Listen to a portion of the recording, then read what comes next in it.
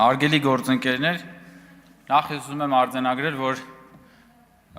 հայ հեղափոխական դաշնակցությունը շատ մի հատ օգտակար գործ արեց, բայց ակամա։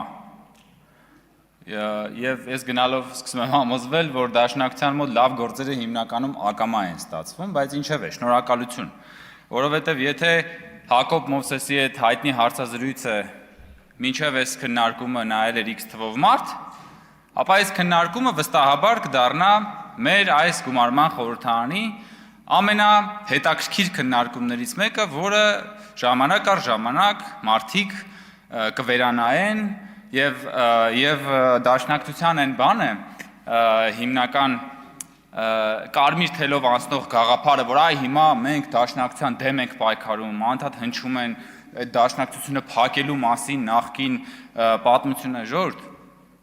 մենք ձեզ չենք փակելու, չերազեք, մենք ձեզ բացելու ենք եւ մենք ձեզ բացել ենք ու ձեր խնդրը հենց դա է, ձեր խնդրը հենց այն է, որ այդ միտքը բաց հնչել է։ Հակոբ Մովսեսը ինչ ասել, միտքը ասել եւ դաշնակցության գաղափարական ինկվիզիցիան ծայր է առել մի նոր թափով ու դաշնակցությունը հիմա եկել է Հայաստան դաշինքը եւ խոսում է սահմանադրությունից, փրկում է, ուզում է սահմանադրական կարգը փրկի։ Բայց ես ախր զգում եմ, որ ինչ-որ կեղծ, երեսպաշտ բան կա այս քննարկումների մեջ։ Եվ ես գտա այդ երեսպաշտության ամենավառ ապացույցը, որ հիմա ձեզ ցույց կտամ եւ կհիշեցնեմ, հարգելի գործընկերներ։ Դուք ինչ եք ասում եք, որ ՀՌՀ անդամ Հակոբ Հակոբյանը պիտի լինի քաղաքականապես զուսպ եւ նա խախտել է քաղաքական զսպվածությունը։ Ասել է թե, որ դուք ասում եք հստակ, որ ՀՌՀ անդամը պետք է լինի քաղաքականապես զուսպ։ Շատ լավ։ Բա եթե այդպես էր, Հայաստան խմբակցությունը ո՞նց էր առաջադրում ՀՌՀ անդամի պաշտոնին Ռուբիկ Հակոբյանի թեկնածությունը որոշ ժամանակ առաջ։ Դուք Ռուբիկ Հակոբյանի քաղաքական զսպվածության հատկապես որ կողմով էիք գայթակղվել, սիրելի դաշնակցականներ։ Որ Ռուբիկ Հակոբյանի ինտելեկտուալ որ բարեմասնությունն էր ձեզ հատկապես գայթակղել, որ դուք նրան առաջադրում էիք որպես ՀՌՀ անդամի ապագա պաշտոնյա եւ դուք պատրաստվում էիք ընտրել, չէ՞ նրան։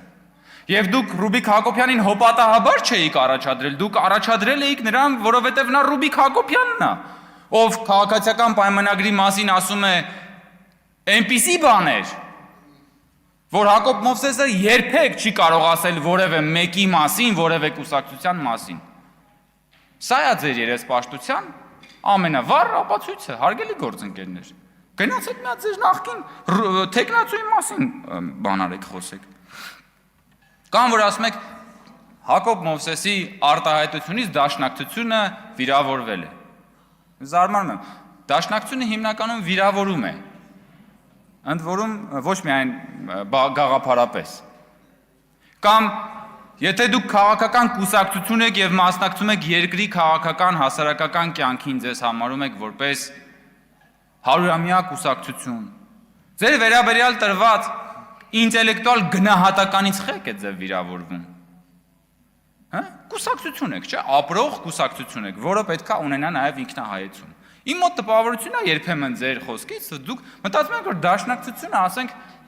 խաչքար է։ Խաչքար է, պետքա ասենք միջնադարյան խաչքար է դաշնակցությունը, պետքա հանկարծ չկպնես, թե չէ կընկնի կկոտրվի։ Եթե տենց եք մտածում, որ խաչքար է, տարեք դրեք թանգարանում, արխիվացրեք, ոնց որ ասեց մեր գործընկերը։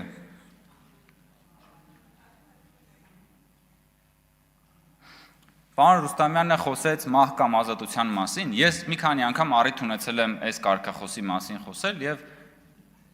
հիշեցրել եմ հայտնի այն ձևակերպումը, որ դաշնակցության մահ կամ ազատություն կարգախոսի խնդրեմն է նա, որ իրենք մահը տալիս են ժողովրդին, ազատությունը պահում են իրենց։ Եվ դա ճիշտ ասած փաստերով մի քանի անգամ առնվազն հաստատվել է։ Որովհետեւ ժամանակին դաշնակցությունը մահը տվեց Պողոսյանին, ազատությունը պահեց իրեն։ Այդ դաշնակցությունը 27-ին, հոկտեմբերի 27-ին մահը տվեց մյուսներին, ազատությունը պահեց իրեն։ 2008-ի մարտի 1-ին մահը տվեց այն 10 գնդակահարվածին, ազատությունը պահեց իրեն, որովհետև գնաց եւ կոալիցիա կազմեց այն ուժերի հետ, ովքեր որ շահառուն էին այն ահաբեկչական ակտերի, որոնք որ տեղի ունեցան։ Հիմա դուք եկել եք ասում եք մահ կամ ազատություն։ Ինքնիշխան պետության մեջ մահ կամ ազատության ձգտումը ինչին է միտված, կարող եք մի հատ բացատրել։ Կամ որ դուք անընդհատ ձգտում եք ազատագրվել։ Երբ որ դու չունես պետություն եւ ուզում ես ազատագրվել դեսպոտիզմից, դա ինչ որտեղ հասկանալի է։ Երբ որ դու ունես ինքնիշխան պետություն, դու ինչից ես ուզում ազատագրվել։ Եվ մի հատ էլ մահ կամ ազատությունը շարունակում ես համարել քո կարգախոսը։ Ինչից։ Ոնց որ թե ձեր մոտ ազատագրական պայքարը հիմնականում հաջողվում է ողջախոհությունից։ Ոնց որ թե դուք հիմնականում ռացիոնալությունից եք ազատագրվել միջև այս պահը։ Եվ ամեն կերպ մենք ձեզ ուզում ենք նորից վերադարձնել ռացիոնալության գիրկը եւ պարոն Մովսեսի ասած այդ քաղաքական ադապտացիան ինձ թվում է դրա մասին է։ Դա նրա մասին չի, որ դուք կրավորաբար բան արվեք, ուծացվեք կոնյունկտուրաներին, դա նրա մասին է, որ դուք 21-րդ դարում լինեք 21-րդ դարի քաղաքական ուժ։ Հիմա դաշնակցությունը ինչ է, դաշնակցությունը հիմա ոնց որ գիտեք ինչ է, Pentium 1 է, ու հիմա ինքը ուզում է այդ Pentium 1-ը տանի iPhone 17-ի վրա բան անի, այդ soft-ը install անի։ Չի աշխատելու ժողովուրդ ջան։ Ու հերիք չէ, ու ուզում է տար ժողովրդին, որ ժողովուրդն էլ օգտագործի այդ Pentium 1-ը iPhone-ի վրա, որ ասում է վերցրեք օգտագործեք ժողովուրդն էլ բնականաբար ոնց վերցնի այդ Pentium 1-ը օգտագործի։ Հələ դուք մնացեք Pentium 1 հասկացանք։ Բայց ժողովրդին կլինի չպարտադրեք դա։ Տիկին Կյուրեղյանը էլի մեզ մեղադրում էր բանի մեջ։ Ասում էր, որ խոսում էր տգիտությունից։ Եվ նաև խոսում էր թվաբանությունից եւ ուզում էր ապացուցել, որ վարչապետը ինչ որ թվեր է սխալ ասել։ Ամեն անգամ, երբ որ Տիկին Կյուրեղյանը խոսում է կրթությունից եւ հատկապես մաթեմատիկայից, ես հիշում եմ, որ Տիկին Կյուրեղյանը պնդում էր, որ Բագրատը մտավ Վանաձոր եւ անձրևը կտրվեց։ Եվ սա ուղղակի բնագիտության ավարտն է։